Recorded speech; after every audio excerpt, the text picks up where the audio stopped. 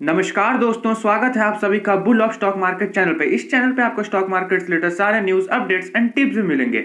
तो आज के वीडियो में हम बात करने वाले हैं रिलायंस और यस बैंक के क्वार्टर 3 के रिजल्ट के बारे में कि उन्होंने पिछले क्वार्टर में कैसा परफॉर्मेंस किया है और उनके रिजल्ट भी अब आ चुके हैं। तो इस वीडियो को अंत तक जरूर देखिएगा, तभी आपको पता लगेगा कि उन्होंने कैसा परफॉर्मेंस किया है और इस स्टॉक में हम इन्वेस्ट करने के बारे में सोच सकते हैं या कि नहीं सोच सकते हैं। ठीक है, और आगे बढ़ने से पहले एक बात जरूर कहना चाहूंगा, अगर आप इस चैनल पर नए हैं तो इस चैनल को सब्सक्राइब कर दीजिए और बेल आइकन को भी दबा दीजिए ताकि आपको स्टॉक मार्केट से रिलेटेड रेगुलर अपडेट्स मिलते रहें। तो चलिए फ्रेंड्स, शुरू करते हैं आज का वीडियो। तो जैसे कि सबसे पहले आप देख सकते हैं रिलायंस की जो क्वार्टर 3 की रिजल्ट आई है, उसने रिलायंस ने जो अपने ईयर टू ईयर है उसमें 12.5% की ग्रोथ दर्ज कराई है, जो कि बहुत अच्छी ग्रोथ है, बहुत अच्छी बात है। यहाँ भी उन्होंने वही लिख के रखा और इसकी जो नेट रेवेन्यू हो गई है ना, वो 13,101 करोड़ होल रिलायंस की पर ईयर की हो गई है। तो ये बहुत अच्छी रेवेन्यू है, मतलब एस्टिमेटेड वैल्यू से ज्यादा, एस्टिमेटेड वैल्यू कुछ 11,000 करोड़ के आसपास रखी गई थी। ठीक है, तो बहुत अच्छी प्लस पॉइंट है कंपनी के लिए।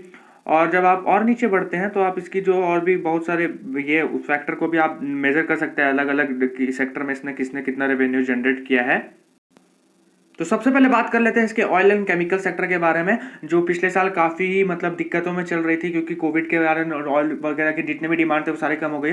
तो अब उसका असर आपको देखने मिल सकता है कि देखिए इस साल जो उनकी रेवेन्यू आई है ना, मतलब थर्ड क्वार्टर के बाद में, वो 83,833 करोड़ की है टॉप लाइन पे। जो अब मतलब जो इनकी जो जनरेट थी कॉमोडिटीज वगैरह हटा के जो होती है कमाई की थी, और उसके उस पिछले साल जो थी वो 1.19 लाख करोड़ की थी, तो इस साल डिक्रीज की है आप जैसे कि यहाँ देख सकते हैं।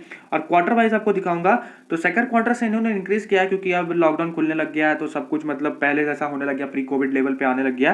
तो आप देख सकते हैं 76,184 करोड़ का था पहले।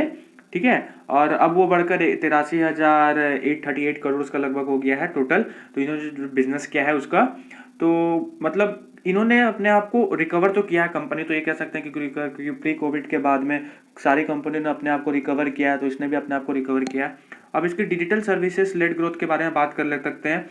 तो आप देख सकते हैं इसकी डिजिटल सर्विसेज में जब जियो आ सकती है, जियो ना मतलब काफी अच्छा परफॉर्मेंस कर रही है जियो। तो वैल्यू ऑफ सर्विसेज देख सकते हैं इसका कितना ग्रोथ हुआ, 21,708 करोड़ से 22,858 करोड़ का हो गया है। तो इसकी जियो की बहुत बड़ी हिस्सेदारी है इसमें, इसको ग्रो करने की, क्योंकि रिटेल जितने भी मतलब ऑनलाइन सेक्टर वगैरह में डेटा कंजम्पशन बहुत बढ़ गया है क्योंकि वर्क फ्रॉम होम हो रहा है। तो इसकी जियो की डिमांड भी बहुत अच्छी बढ़ गई है। इन्होंने बहुत सारे ऑफर्स भी लाए थे वर्क फ्रॉम होम के लिए। अब इसके बात कर लेते हैं इसकी बात कर लेते हैं अब रिटेल सेक्टर के बारे में। ठीक है, तो जैसा कि आप रिटेल सेक्टर में देख सकते हैं ना, रिटेल सेक्टर इसका थोड़ा सा स्ट्रगल कर रहा है।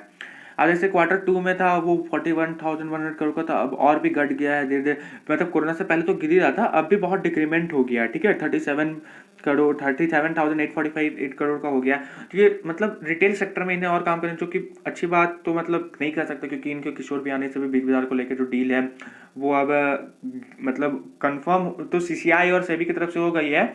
लेकिन अब देखते हैं कि आगे अमेजोन ने उसे हाई कोर्ट में ही पेंच लगा दिया है, और अमेजोन जैसी कंपनी इतनी आसानी से तो इसे छोड़ेगी नहीं जाने के लिए, वो केस लड़ेगी। तो देखते हैं आगे इस पर डिटेल एनालिसिस करेंगे और क्या होने वाला है, उससे भी आपको पता लग जाएगा कि मतलब कंपनी कहाँ जाने वाली है। आप पिछले कुछ दिनों में देख सकते हैं कि इसकी मतलब जो है ना, वो थोड़ी सी ग्रोथ आई है इसकी, जितने भी शेयर प्राइजेस है। क्यों आई थी? क्योंकि इनकी रिपोर्ट आ गई थी कि सीसीआई ने अप्रूवल दे दिया, क्योंकि अप्रूवल दे दिया सीसीआई ने।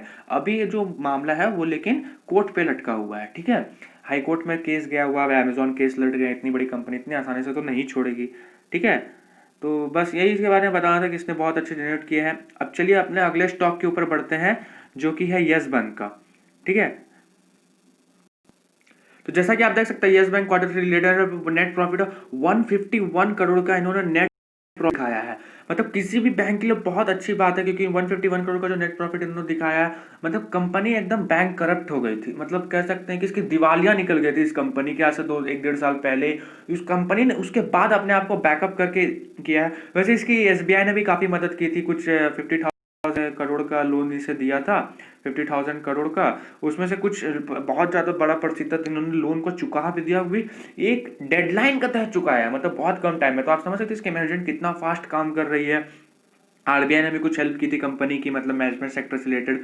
कंपनी पूरी तरह से डूब चुकी थी, उसके बाद ये उठी है। देखिए प्राइवेट, यहाँ जैसे कि उन्होंने लिखा, देखिए private sector lends yes bank on Friday reported a profit of 150 0.71 crore in the third quarter entire December it posted a record loss of, मतलब पिछले साल जो था उन्हें देखिए कितना बड़ा लॉस हुआ था पिछले साल, इन्हें 18,654 करोड़ का लॉस हुआ था। इस साल इन्होंने रेवेन्यू वन, मतलब इतने बड़े लॉस के होने के बाद अगर कंपनी रेवेन्यू जनरेट करने लग गई है, मतलब प्रॉफिट उठाने लग गई है, तो बहुत अच्छी बात है किसी भी कंपनी के लिए। और इसका देख सकते हैं the income during the quarter under review increase तो इतना इतना हो गई है इसकी 650, मतलब कुछ देखिए यहाँ 300 करोड़ के आसपास इनकी रेवेन्यू भी कुछ इंक्रीज हो गई है, रेवेन्यू जो बोल सकते हैं आप। उसके बाद bank gross on performing NPA, NPA के बारे में इसको आपको जो कंपनी ने खुद अपनी पूरी डिटेल दी है उसके बारे में आपको जाकर दिखाऊंगा एनपीए। अब सोच रहे होंगे एनपीए क्या होती है, तो एनपीए किसी भी बैंक को जो लोन देती है वो कितनी लोन अभी तक वापस रिकवर नहीं है उसकी परसेंटेज होती है, मतलब एनपीए परसेंटेज जितना अच्छा कम रहेगा वो उतना बैंक के लिए अच्छा होता है, मतलब वो अच्छा परफॉर्म कर रही है, ठीक है। तो यही कुछ बात बता रहा, इन्होंने कोई डील भी किया 10,000 करोड़ का, देख सकते हैं आप। Meanwhile the banks board has declared a proposal of for rising 10,000 by equity और डेब्ट, मतलब 10,000 करोड़ की डेप्थ हटा सकती है इक्विटी के थ्रू किसी भी तरह से, राइजिंग फंड्स अमाउंट 10,000 करोड़, यहाँ देख सकते हैं आप, मतलब 10,000 करोड़ का अमाउंट इनका जुटाने का भी टारगेट है। इसीलिए कुछ दिनों से शेयर में थोड़ा थोड़ा ये बढ़ भी रहा था, एक तरह में बीच में रुक भी गया था, फिर अभी बढ़ रहा है। तो चलिए आपको फिर दिखाते हैं इसका अगला पीडीएफ में जो कंपनी ने अपने बारे में मतलब जितना भी डिटेल दिया है उनके क्वार्टर का रिजल्ट इन्होंने इशू किया है। तो जैसा कि आप देख सकते हैं यहाँ पर कि इन्होंने यहाँ पर ही दिया है कि इनका जो इंटरेस्ट अर्न है, इसमें देख सकते हैं इंटरेस्ट डिस्काउंट एडवांस वगैरह सब मिला के जो इनका इंटरेस्ट अर्न है वो भी इंक्रीज किया, 5,32,11 इन लैक्स में है ये सारी डिटेल्स, उसमें चढ़ गया, मतलब पिछले साल 524,539 था, वो थोड़ा सा बढ़ गया। तो ये काफ़ी अच्छी बात है, कंपनी अगर अच्छा परफॉर्म कर रही है ठीक है, ये बहुत अच्छी बात है। टोटल इनकम भी आप इसका देख सकते हैं वो भी लगातार ग्रो कर रहा है। ये देखिए टोटल इनकम पहले 595 200 अब 651 पे कुछ चला गया। इसने अपने एक्सपेंडिचर को भी काफ़ी घटा दिया, ये देख सकते हैं आप। पिछले साल जब दिवालिया निकली थी ना कंपनी की, तो इसकी जो एक्सपेंडिचर थी वो 6 लाख से 6 मतलब 627,492 इन लाख से भी ज़्यादा थी, अब वो क्या कि 459 अब 423 कुछ पे ला दिया है इन्होंने। मतलब किसी भी बहुत अच्छी बात है अगर कंपनी आप डिक्रीज कर रही है अपने एक्सपेंडिचर को, मतलब जब तक खर्च को, तो किसी भी कंपनी की अच्छी बात है, मतलब वो अपने आप को और उठाने की कोशिश भी कर रही है, ठीक है, क्योंकि दिवालिया निकल गई थी तो उठाने में वक्त तो अब लगेगा ही। तो आप देख सकते हैं उसके बाद इसका ग्रॉस एनपीए के बारे में बात कर लेते हैं, ठीक है। जो मैंने आपको कहा था ना कितनी लोन रिकवर नहीं हो, जितनी कम परसेंटेज लोन अनरिकवरी की रहेगी उतना भी किसी बैंक के लिए अच्छा होता है। तो आप किसने देख सकते हैं कि इसने नेट एनपीए भी अपना जो उसका ग्रॉस एनपीए है वो भी कंपनी ने बहुत घटा, 786,813 था, वो 685 पर आ गया, तो कंपनी ने अपना नेट एनपीए भी डिक्रीज कर दिया है। और जब आप इसका नेट एनपीए देखते हैं, उसके बाद जब इसका ग्रॉस एनपीए देखते हैं परसेंटेज में, तो 16.90 थी, अब वो 15.36 है, जितना कम हो जाएगा। और नेट एनपीए टोटल लिखा तो 4.71 थी जो उसकी रिकवर नहीं हुआ था लोन, अब 4.04 पे आ गई है। तो ये बहुत मतलब अच्छी बात है कंपनी के लिए अगर वो लोन रिकवर कर रही है। बैंकिंग सेक्टर के लिए बहुत ही इंपॉर्टेंट चीज़ होता है एनपीए, बहुत इंपॉर्टेंट फैक्टर है, ठीक है। अब चलिए आगे बढ़ते हैं, आपको और भी इस बैंक के बारे में दिखाते हैं इन्होंने और क्या कर रखा है। तो इसका सेगमेंट रिवेन्यू भी इंक्रीज में है, ये देखिए सेगमेंट रिवेन्यू भी आपको दिखाता हूँ, ये देखिए इसके सेगमेंट रिवेन्यू जो 2,956,5 लाख इन लैक्स था, अब 2,92,664 इन लैक्स हो गया है। और टोटल भी आप देख सकते हैं यहाँ इसने इंक्रीजिंग शो किया है, 784 कुछ 1800 पे चला गया। तो कंपनी काफ़ी अच्छा परफॉर्मेंस कर रही है अपने आप को, मैंने कहा ना इसका मैनेजमेंट बहुत तगड़ी हो गई है पहले की जैसे नहीं, क्योंकि इसके सारे मैनेजमेंट के चलते ही सब कुछ हुआ था। अब इसके कैपिटल एंड रिजर्व्स के बारे में बात कर लेते हैं, तो आप यहाँ देख सकते हैं, देखिए कैपिटल एंड रिजर्व, कैपिटल मतलब 3,679,128 और 369, मतलब रिजर्व, मतलब कुछ डाटा डेटा में अंतर नहीं है फिर ठीक। पिछले एक साल में इन्होंने मतलब फिर भी अपने आप को बहुत ग्रोथ किया है।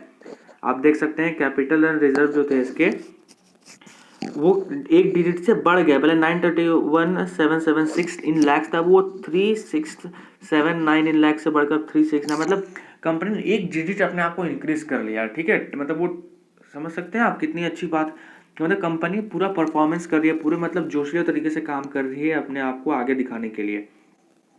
और फिर आपको नीचे चल जाता है तो उसके रेवेन्यू भी पूरा अच्छे तरीके से दिखा देते हैं।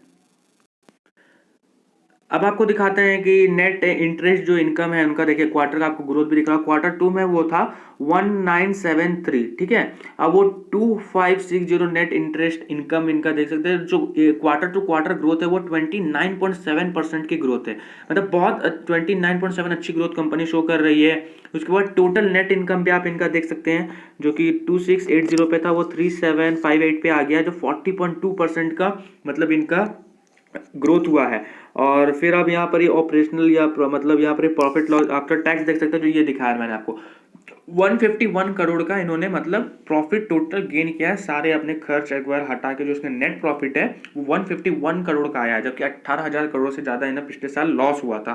पिछले 1.5 साल कंपनी 2 साल से स्ट्रगल पे चल रही है और कंपनी ने फिर उसके बाद अच्छा परफॉर्मेंस किया है, तो आप इसे भी एज अ इन्वेस्ट करने के लिए कंसिडर कर सकते हैं। मैं ऐसा क्योंकि अब ये एक पेनी स्टॉक बन गया, गिर गिर के पहले बहुत और अच्छा स्टॉक था 2018 या उसके पहले, अब गिर गिर के ये पेनी स्टॉक बन गया है, तो कुछ 17-18 रुपए के आसपास। तो आप इसमें भी इन्वेस्टमेंट करने के बारे में सोच सकते हैं, ज़्यादा नहीं, कम लगाइएगा अभी अगर आपको लगाना है तो। हाँ, आप रिलायंस में लगा सकते हैं कि रिलायंस अपने आप को ग्रोथ शो कर रही है, तो ये बहुत अच्छी बात है। और रिलायंस ऐसे भी ग्रोथ वाली कंपनी है, इतनी बड़ी उसके बाद मार्केट कैप है, और वो एक मतलब रिटेल सेक्टर वगैरह प्रोडक्ट सेक्टर रिलेटेड कंपनी है, सर्विस सेक्टर रिलेटेड कंपनी है, तो वो अच्छा परफॉर्म कर रही है, ठीक है। और उसके पास जियो भी है, जो इन्होंने बहुत ही तगड़ा परफॉर्मेंस अपने आप को शो किया, और उसकी जो ऑयल रिफाइनरी है वो भी मतलब अपने आप को रिकवर कर रही है। तो आप समझ सकते हैं, मतलब अगर आपको अभी पैसा लगाना है तो आप रिलायंस में लगा सकते हैं अभी भी, ऐसा मैं नहीं करो नहीं लगा सकते हैं, पर 1 तारीख का वेट कर लीजिए, 1 तारीख को बजट है, फिर देखिए उसमें क्या होता है, पैसे लगा सकते हैं, ऐसे कोई ये नहीं है। और यस बैंक में अपनी भी स्टडी आप पूरी तरह से कर लीजिएगा, आप उसमें देख सकते हैं। तो मतलब आपको इन्वेस्ट करना है या नहीं करना है, मैंने आपको सारे प्रभाव तो बता दिए हैं कि कंपनी ने ऐसे ऐसे अपने आप को ग्रोथ किया, उतने बड़े लॉस के बाद भी इसने अपना आपको रिकवर किया है, ठीक है, लगातार रिकवर करते ही जा रही है। काफ़ी अच्छी बात है कंपनी के लिए अगर वो अपने आप को रिकवर कर रही है, प्राइवेट सेक्टर रिलेटेड बैंक है ये। तो बस इन्हीं के Q3 के रिजल्ट्स आपको बताने थे, तो फिर चलिए वीडियो को लंबी नहीं करते हैं, वीडियो को यहीं तक रखते हैं। आशा करता हूँ आपको वीडियो अच्छी लगी होगी। अगर वीडियो आपको अच्छी लगी है तो इसे लाइक कर दीजिएगा और शेयर कर दीजिएगा, और हाँ, चैनल को अभी तक सब्सक्राइब नहीं किया है तो चैनल को भी सब्सक्राइब कर दीजिएगा, ठीक है। धन्यवाद दोस्तों, फिर मिलते हैं अपने अगले वीडियो में।